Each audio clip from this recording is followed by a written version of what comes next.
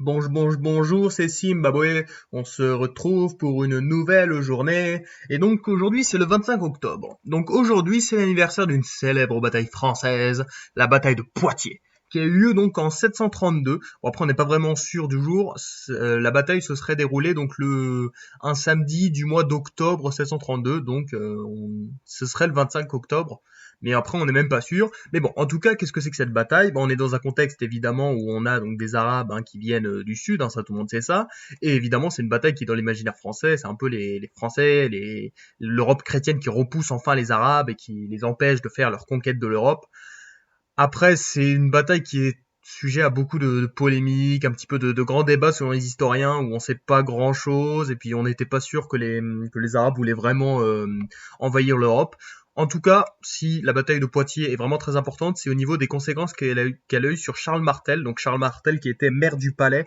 Donc en fait, le maire du Palais, c'était celui qui, c'est un peu le premier ministre, un peu celui qui gérait le royaume à la place du roi mérovingien, parce que les rois c'était des rois feignants qui faisaient de moins en moins de choses. Et grâce à cette bataille, Charles Martel l'a utilisé à des fins politiques et il a pu gagner beaucoup de puissance et d'influence pour au final mettre son fils sur le trône, donc qui est Pépin le Bref, et le petit-fils de Charles Martel s'appelle Charlemagne, donc pour dire que c'est quand même plutôt intéressant. Enfin, cette bataille a eu de grandes conséquences au niveau de l'influence des Carolingiens sur les Mérovingiens, donc dans la France, et aussi évidemment elle a pu stopper une certaine avancée donc des Arabes en France. Donc à retenir.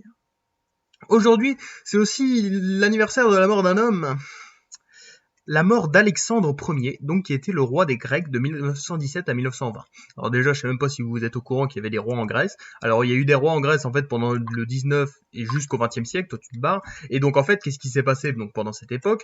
La Grèce était un petit peu, c'était un petit peu une période compliquée. Enfin, il y avait des coups d'État, il y avait des républiques qui se créaient, il y avait des rois qui venaient, qui partaient et tout. Et déjà, Alexandre Ier, il était venu au trône parce qu'il y avait son père qui en fait, qui était soupçonné d'être un peu trop pro-allemand par les Alliés. Du coup, il s'est fait virer et à la place, donc, on a mis son fils, mais le fils cadet, parce qu'en fait, le fils aîné de Constantin, il était aussi soupçonné d'être trop pro-nazi. Du coup, il a été viré aussi. Et du coup, c'est Alexandre Ier qui est venu sur le trône. Mais pourquoi est-ce que je vous parle de sa mort? Et ben en fait, 3 ans après être venu sur le trône, seulement à l'âge de 27 ans, Alexandre Ier il se baladait chez lui. Et qu'est-ce qui se passe d'un coup? Et ben en fait, il y a un singe domestique qui attaque son berger allemand. Donc qu'est-ce qu'il fait? Il décide de séparer les deux tranquille. Et sauf que là, on a un deuxième singe qui arrive et qui mord Alexandre à la jambe dans la région de l'estomac. Donc qu'est-ce qui se passe? Bon, Alexandre, au début, il y a pas grand-chose, mais quelques jours plus tard, il a de grandes douleurs et tout, et en fait, il est atteint de septicémie et au final il meurt dans d'atroces souffrances quelques semaines plus tard. Donc plutôt une mort bizarre et aussi qui va créer une grande période d'instabilité politique donc en Grèce juste après parce qu'on sait pas si on met son frère cadet au trône ou est-ce qu'on met son père et tout et au final c'est son père qui est venu au pouvoir mais pendant que quelques années. Bref, une période plutôt compliquée mais il a vraiment eu une mort très bizarre ce Alexandre Ier à retenir. Et enfin, c'est donc l'anniversaire d'une autre célèbre bataille française, mais une bataille pas très sympathique, la bataille d'Azincourt, donc qui a eu lieu en 1415, donc pendant la guerre de Cent Ans. Alors, cette bataille est restée un petit peu connue dans l'imaginaire français, parce qu'en fait les Français étaient quand même supérieurs en nombre et tout, ça pouvait s'annoncer être une bonne bataille. Le problème c'est que les Français se sont fait exploser pendant cette bataille tout simplement parce que ils avaient très une armée de terre et les Anglais avaient de grands archers, des archers anglais et gallois qui ont explosé les Français avec leur arc tout simplement. Et du coup, ça a été vraiment une grosse défaite de la France. Et surtout, ça a eu de très mauvaises conséquences pour le pays parce que du coup, en fait, il y a eu un traité quelques années plus tard, la paix de Troyes, donc désastreuse pour la France, et on avait vraiment les Anglais qui arrivaient et qui se mettaient de plus en plus sur le nord de la France, et vraiment un grand coup dur et une grande perte de prestige et de puissance pour le roi Charles VI, qui en plus était taré.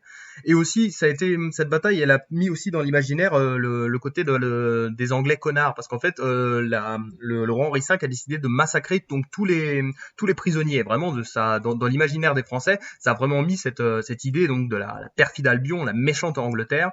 Donc voilà, événement très important et aussi qui a beaucoup marqué l'imaginaire de la France. Donc à retenir.